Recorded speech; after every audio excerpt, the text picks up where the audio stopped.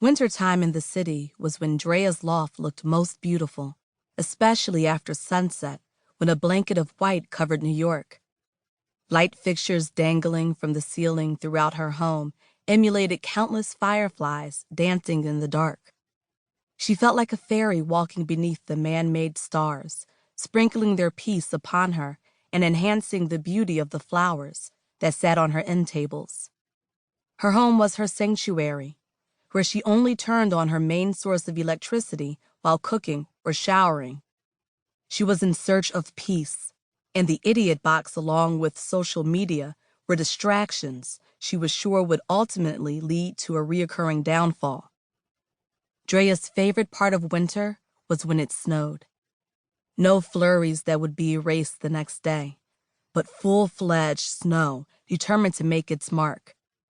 She adored the snowflakes that piled themselves on the base of her ceiling-to-floor windows.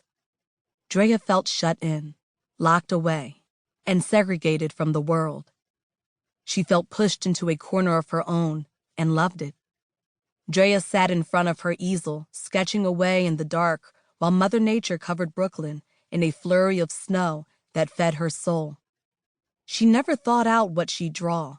Instead, she'd allow the voice from within to take charge and cry itself out on paper. Sometimes, the paper would tear, bringing to life a hint of pain, while most of the time, it would spew a violent act of rage, submerged in a rainstorm of tears.